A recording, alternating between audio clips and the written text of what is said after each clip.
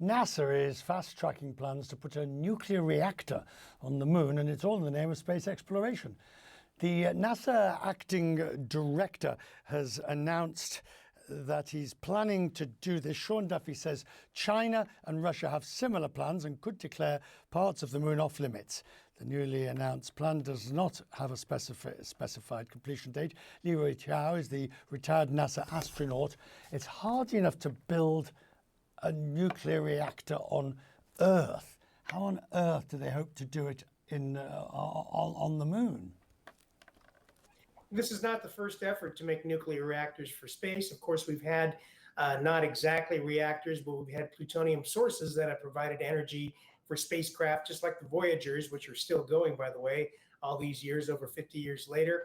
But this is a great idea because you want to put a small modular reactor similar to the ones being developed for the Earth right now. And if you can put some of those on the moon, that's a great power source because solar panels, while simple, they have their drawbacks, especially in space and on the moon. On the moon, depending on where you are, you're going to have about 2 weeks of day and then 2 weeks of night where it gets very cold, right? And so a reactor that can provide enough power to keep everything warm and alive through the night, that's going to be a huge advantage. The difficulty of getting these modules there, installed and operational, will be what? Well, the idea of these small modular reactors is that they're going to be relatively simple compared to what we usually think of as an earthbound nuclear reactor. And when I say small, I mean they're measured in meters, right? Kind of a cubic, in cubic meters rather than in acres for a traditional power plant. Of course, these are much smaller. These are 100 kilowatt plants as opposed to a gigawatt plant on the ground, right?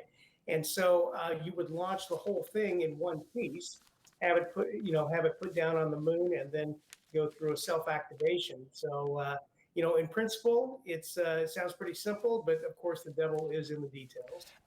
And the ability with the Russians and the Chinese probably trying to do the same thing. I mean, if it's good for one, then they'll all want to do it for the same reasons. This idea that if someone gets there first, they could prevent others, is that valid?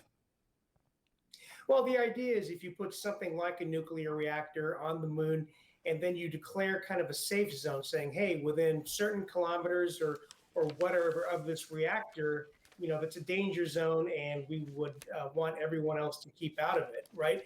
And so in a way, you're kind of staking a claim, by putting something like a nuclear reactor down. So that is the concern or a concern of what Sean Duffy was talking about is if Russia and or China put these things down, they can declare these zones almost like claiming them, right? And so we want to be able to do that before they get a chance to. Going back to the moon, which, as I understand it, and put me right, please, the logic is we've got to go there first to really learn more about long-term space habitation before we can embark to Mars and or wherever else we might want to go, because we actually know quite a lot about the moon. Well, we do know a lot about the moon from the Apollo missions and unmanned missions before and after by not only us, but also by Russia, by China and others.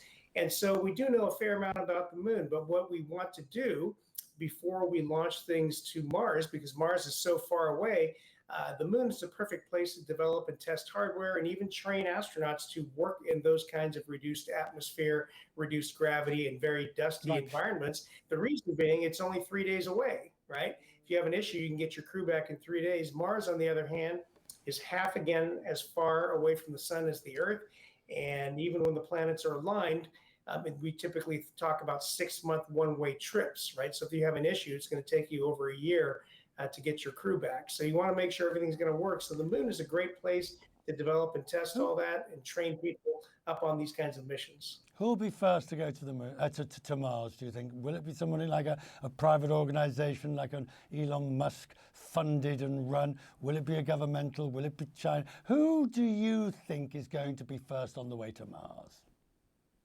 Well, I think SpaceX has made it clear they're going to Mars with or without anyone else. And ideally, they would partner with NASA as they've been partnering on the International Space Station. And in fact, of course, SpaceX has a contract to build a lunar lander based on its Starship technology. So in an ideal case, we would leverage SpaceX's ability to innovate and to pivot very quickly, along with NASA's long history of operational excellence and technical know-how. Right. Good to see you, sir. Thank you very much. Book me a ticket. I look forward to being on board. Thank you, sir. Now, finally tonight,